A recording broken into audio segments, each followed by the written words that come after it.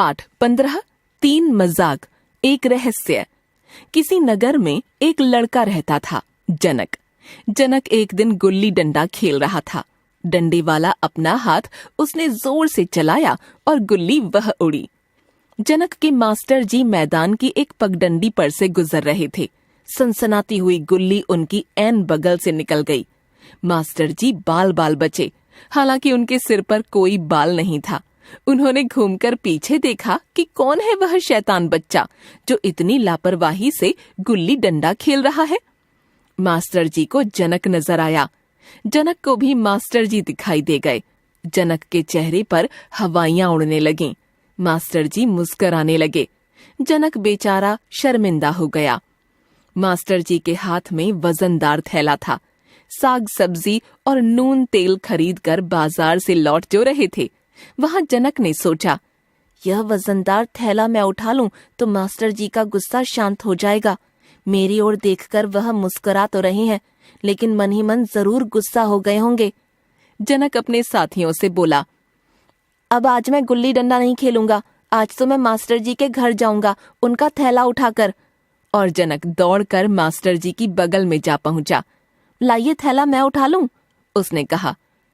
नहीं बेटे, तुमसे नहीं उठेगा, भारी है। उठ जाएगा मास्टर जी।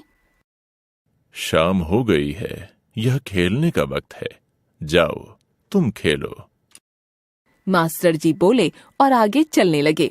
जनक उनका पीछा छोड़ने वाला नहीं था। वह भी साथ चलने लगा और बोला, मैंने जानबूझकर गुल्ली आपकी तरफ थोड़े ही फेंकी थी। इतने नाराज ना होइए, थैला मुझे उठा लेने दीजिए, मुझे अच्छा लगेगा। मास्टर जी हंस पड़े। जनक बेटे, किसने कहा कि मैं नाराज हूं तुमसे? नहीं है नाराज तो न सही, लेकिन थैला मुझे उठाने दीजिए, मैं आपके घर तक चलूंगा।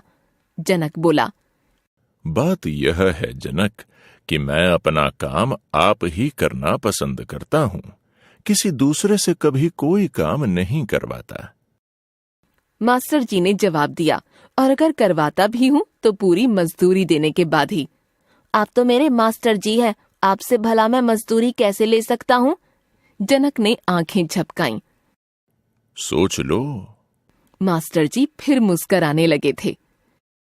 या तो मजदूरी लो और झोला उठाओ, या फिर वापस जाओ और खेलो गुल्ली डंडा। मास्टर जी मैं आपका चेला हूँ, जनक ने कहा। आपसे नकद पैसों की मजदूरी नहीं ले सकता। फिर? मजदूरी के रूप में आप मुझे कुछ उपदेश दे देना। लेकिन उपदेश को याद तो रखोगे ना? हाँ मास्टर जी, जीवन भर। तो लो, उठाओ थैला। जनक ने थैला ले लिया। थैला सचमुच भारी था, लेकिन जनक में भी उत्साह की कमी नहीं थी। उस उत्साह ने जनक की ताकत जैसे दोगुनी कर दी। थैला उठाकर वह मास्टर जी की बगल में चलने लगा।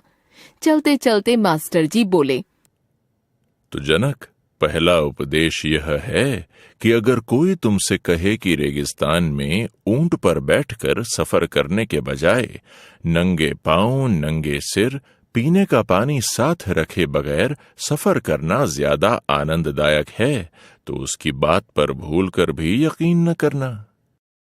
जी मास्टर जी, जनक ने नम्रता से कह तो दिया, लेकिन अटपटा सा लग रहा था उसे। भला यह भी कोई उपदेश हुआ? क्या जनक इतना भी नहीं समझ सकता कि रेगिस्तान में नंगे पांव और नंगे सिर सफर नहीं किया जाता? वहां का सफर ऊंट पर ही तय होता है, और पीने का पानी साथ न रखने का मतलब है प्यास से तड़पकर मर जाना। यह तो इतनी मोटी बात है कि 2 साल का बच्चा बिना समझाए ही समझ लेगा, जबकि जनक तो पूरे 10 साल का है। मास्टर जी ने ऐसा फालतू उपदेश जनक को दिया क्यों? जनक मन महसूस कर रह गया, लेकिन अपने इन विचारों को जनक ने होठों पर नहीं आने दिया। मास्टर जी हैं, इतने बुजुर्ग, इतने बुद्धिमान। उन्होंने जो उपदेश दिया है वह फालतू नहीं हो सकता। जरूर इसमें कोई गहरा भेद है। जनक मन ही मन उस गहरे भेद की तह तक पहुंचने की कोशिश करने लगा। उसी समय मास्टर जी फिर बोल पड़े, और जनक, अगर कोई तुमसे कहे कि रोज भरपेट भोजन करने से बेहतर है कि भूखों मर जाया जाए, तो उसकी बात पर भूलकर भी यकीन न करना। जी मास्टर जी। कैसे रहे ये उपदेश?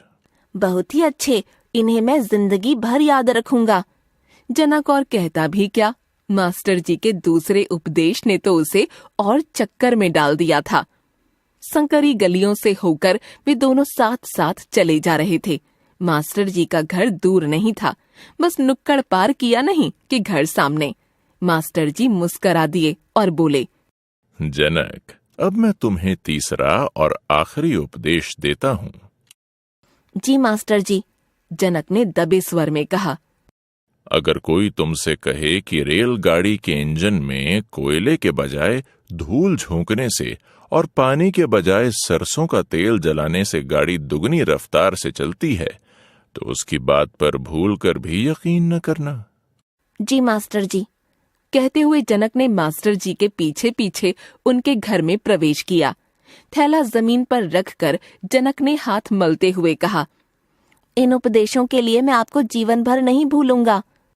मुझे चाहे भूल जाओ, लेकिन उपदेशों को जरूर याद रखना। जी मास्टर जी। और जनक घूमकर मास्टर जी के घर से बाहर निकलने लगा। ठहरो जनक!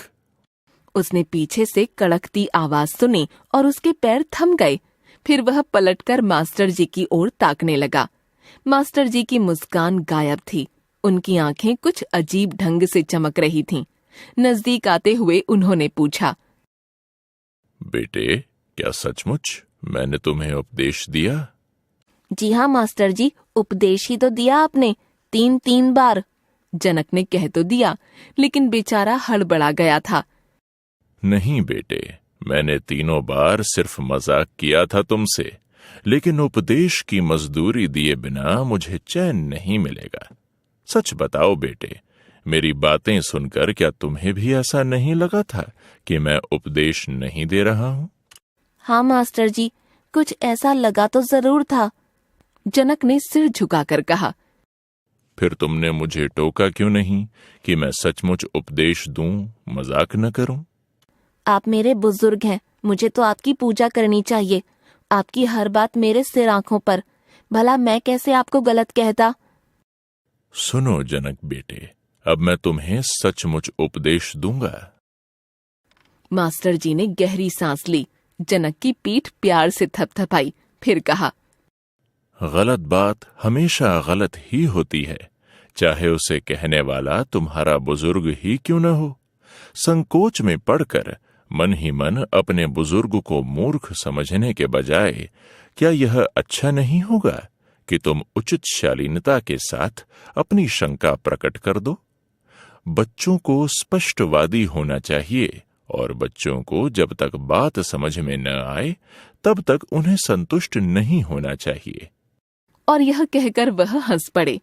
समझ गया मास्टर जी, जनक बोला। उसका चेहरा खिल उठा था, आंखें कौंध रही थीं और होठों पर थी मुस्कान की थिरकन। सचमुच जनक ने वह बात जिंदगी भर के लिए समझ ली थी। लेखक मनहर चौहान।